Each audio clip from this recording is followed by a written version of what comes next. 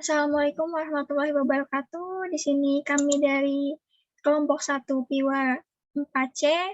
Kami akan mempresentasikan mengenai materi analisa risiko operasional rantai pasok Boeing 787. Sebelumnya, izinkan saya memperkenalkan teman-teman saya terlebih dahulu.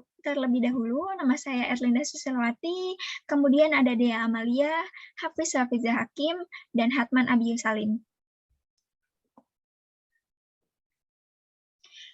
Kita masuk ke risiko rantai pasokan Dreamliner Boeing 787. Yang pertama, ya ada teknologi, ketidaklayakan bahan dalam uji terbang yang belum teruji pada skala ini.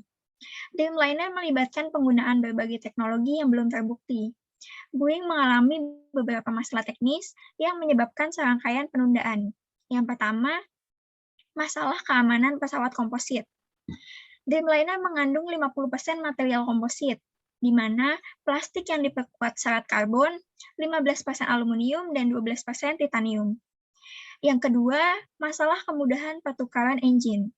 Salah satu kuncinya, manfaat dari konsep desain modular 787 adalah untuk memungkinkan maskapai penerbangan menggunakan dua jenis mesin yang berbeda, yaitu Rolls-Royce dan GE, secara bergantian. Dan yang ketiga adalah masalah keamanan jaringan komputer. Saat ini, konfigurasi elektronik pada Dreamliner menempatkan hiburan elektronik penumpang pada saat yang sama jaringan komputer sebagai sistem kontrol penerbangan. Hal ini menimbulkan kekhawatiran keamanan untuk serangan teroris. Boleh di next. Nah, kita ke bagian yang kedua, yaitu supply risk, yang dimana pemasok tingkat 1 ini mengalihdayakan tugas pengembangan ke mitra tingkat 2, yang mungkin tidak memiliki pengetahuan teknis. Boeing mengandalkan mitra strategis global Tier 1 untuk kembangkan dan bangun seluruh bagian Dreamliner yang didasarkan pada teknologi yang belum terbukti. Setiap istirahat di rantai pasokan dapat menyebabkan penundaan yang signifikan. Secara keseluruhan produksi, bahkan penggunaan ExoStar, sistem perencanaan berbasis web. Untuk mengkoordinasikan kegiatan pengembangan pemasok, koordinasi hanya mungkin jika akurat dan tepat. Waktu informasi disediakan oleh pemasok yang berbeda. Nah, selain itu, karena perbedaan budaya, beberapa tier 2 dan pemasok tingkat 3 tidak saling memasukkan akurat dan tepat waktu informasi ke dalam sistem ExoStar. Kita ke bagian yang ketiga, yaitu proses risk. Proses risk ini di mana ketergantungan yang berlebihan kepada mitra tingkat 1 untuk mengkoordinasikan tugas pengembangan mereka dengan pemasok mereka lebih jauh ke bawah rantai pasokan. Desain yang mendasari rantai pasok 787 ini kemungkinan akan menyebabkan penundaan besar, karena efisiensinya tergantung pada pengiriman just in time yang disinkronkan dari semua jurusan bagian dari mitra strategis tingkat 1 Boeing. Kecuali Boeing menyimpannya stok pengaman dari bagian lengkap yang berbeda, kemungkinan bahwa Boeing akan menghadapi keterlambatan pengiriman. Sebagai mitra strategis, mengenali potensi menjadi dihukum secara tidak adil jika mereka menyelesaikan tugas mereka sebelum pemasok lain. Pembayaran kontrak pembagian risiko mungkin benar-benar menarik mitra strategis ini untuk bekerja lebih lambat. Nah, yang merusak maksud awal dari pembagian risiko kontrak.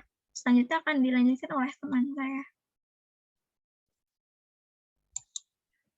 Baik, selanjutnya yaitu ada manajemen risk atau risiko manajemen, yaitu tim manajemen yang tidak berpengalaman tanpa keahlian rantai pasokan, tanpa keterampilan yang diperlukan untuk mengelola pasokan yang tidak konvensional rantai. Boeing melakukan risiko manajerial yang besar dalam perairan yang belum dipetakan.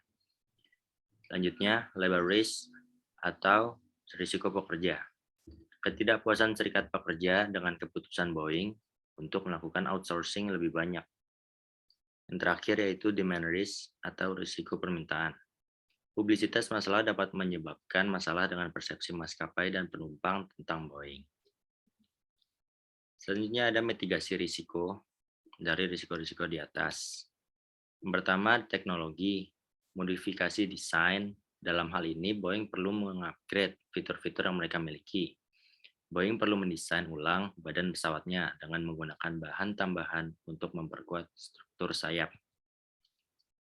Yang kedua ada supply, membeli perusahaan pada tahap bottleneck atau industri pesawat terbang yang diharapkan. Misalnya, mengetahui bahwa Vought Aircraft Industries adalah mata rantai terlemah di rantai pasokan Boeing 787. Boeing mengakuisisi satu unit dari Vought pada tahun 2008 dan kemudian unit lain pada tahun 2009. Yang ketiga ada proses.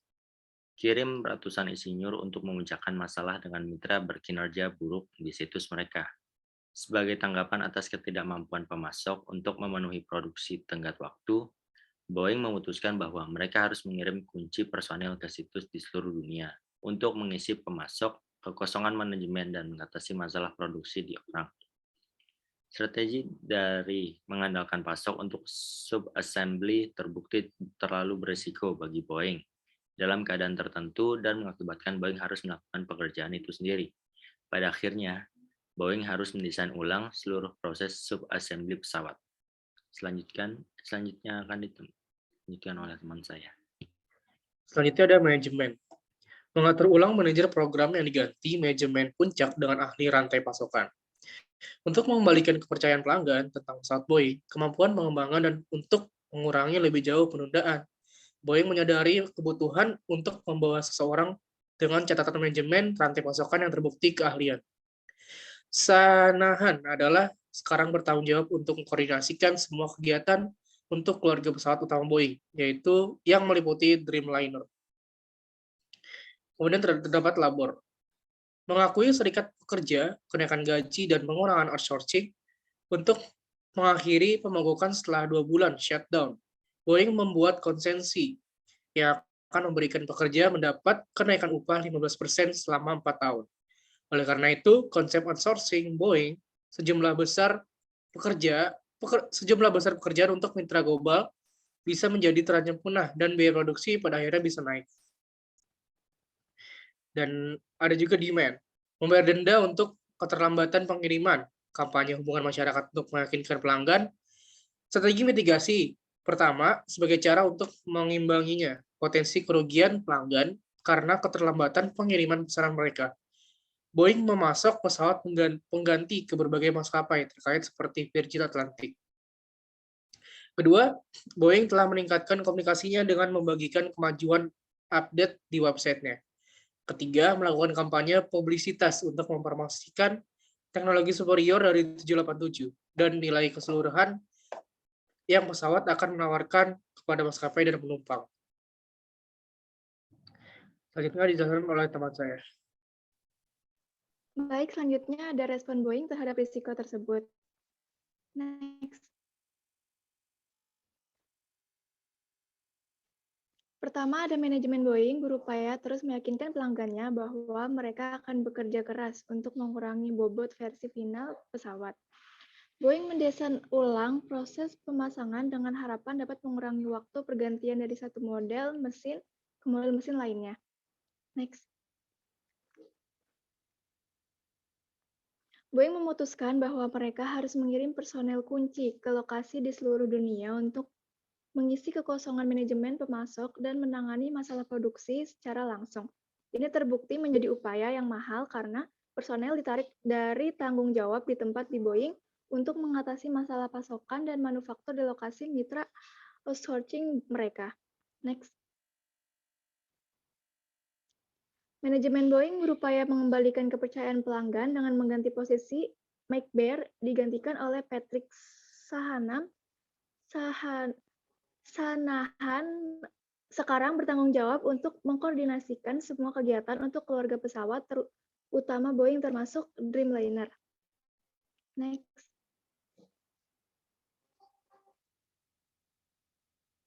Boeing membuat konsensi yang akan memberi pekerja kenaikan upah 15% selama 4 tahun mengenai masalah utama keamanan kerja yang telah menjadi hambatan utama untuk mencapai kesepakatan. Boeing setuju untuk membatasi jumlah pekerjaan yang dapat dilakukan vendor luar. Oleh karena itu, konsep Boeing untuk mengalidayakan sejumlah besar pekerjaan ke mitra global dapat terancam dan biaya produksi pada akhirnya dapat meningkat. Next.